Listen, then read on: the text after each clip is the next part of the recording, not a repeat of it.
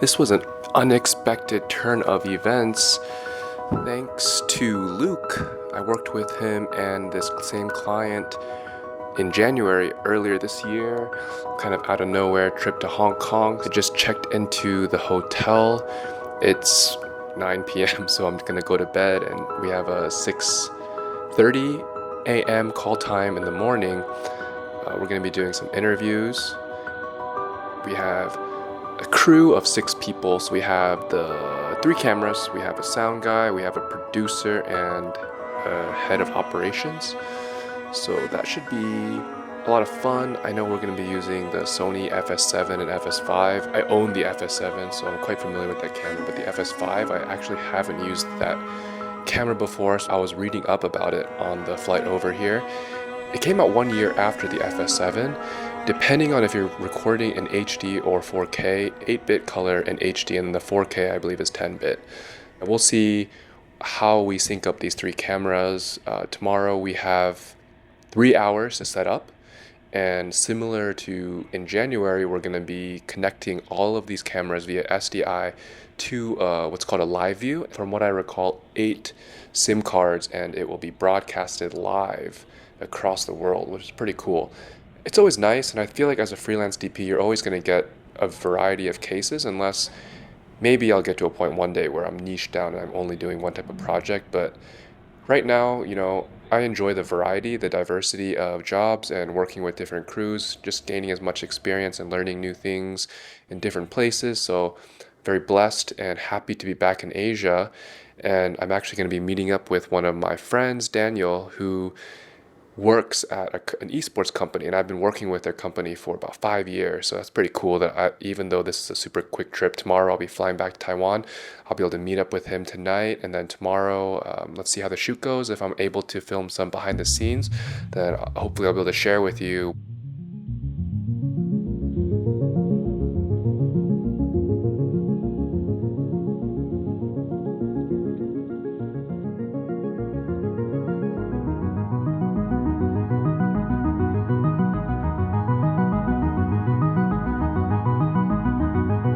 So I'm back in Taiwan now. I was actually in Hong Kong for 24 hours only.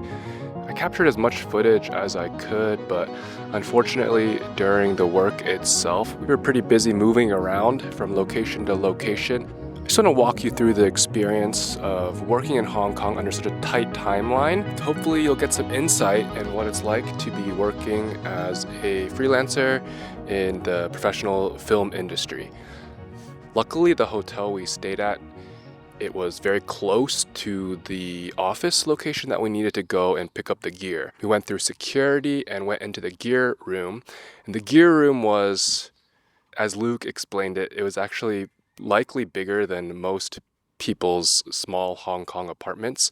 I don't have any footage of it because this is on private property. I didn't want to intrude on other people's privacy, but it was very organized.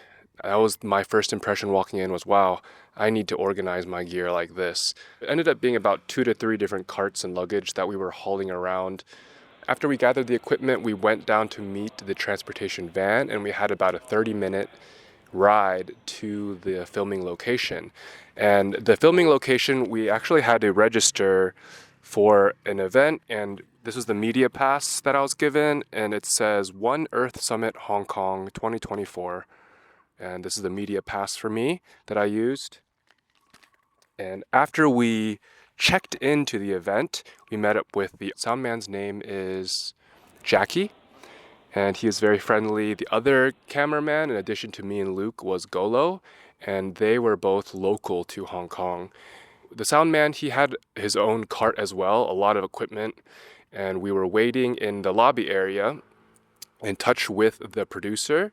We quickly found out that we were in the wrong location.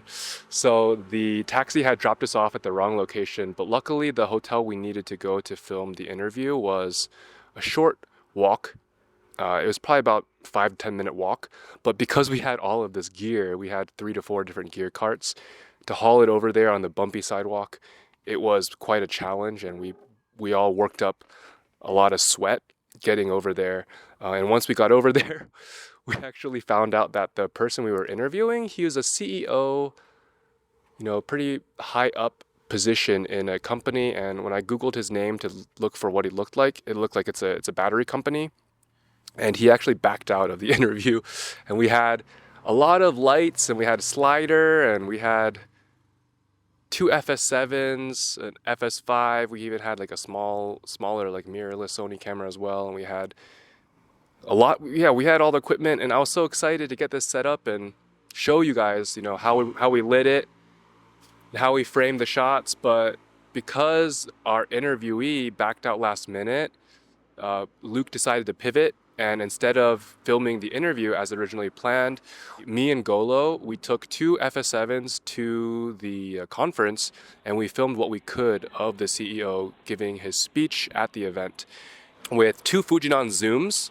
He had I believe it was the 50 to 135 millimeter, and I had the 18 to 55 millimeter. And these lenses, I've seen them before and I use them, but every time I use them, I'm always impressed by how light they are. They look quite large, they're quite long, but compared to other cinema lenses that I've used, they're so light.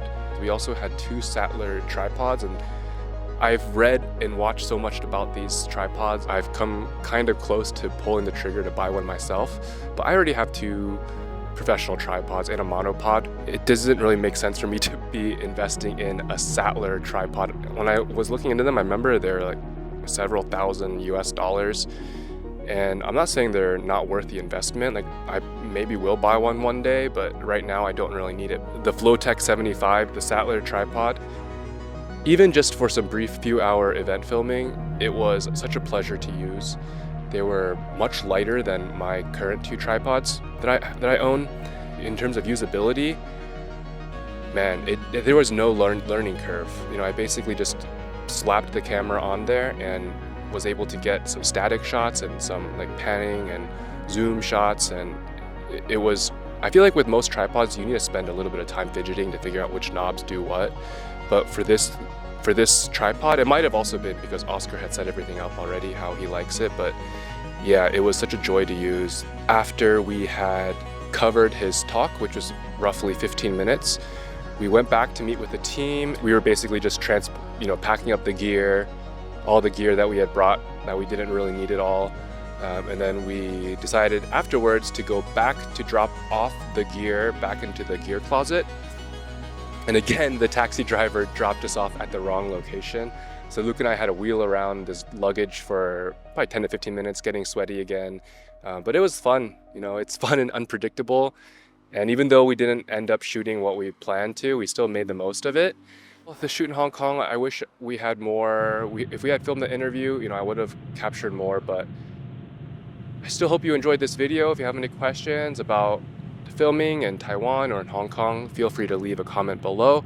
And if you haven't liked the video, please press like and subscribe to my channel. In the coming weeks, I will be uploading some footage from LA when we shot our short film, and I want to release at least two videos on that topic. One is about pre-production, one is about the production process of shooting narrative work. So be sure to subscribe, and I'll catch you in the next one. Thanks for watching.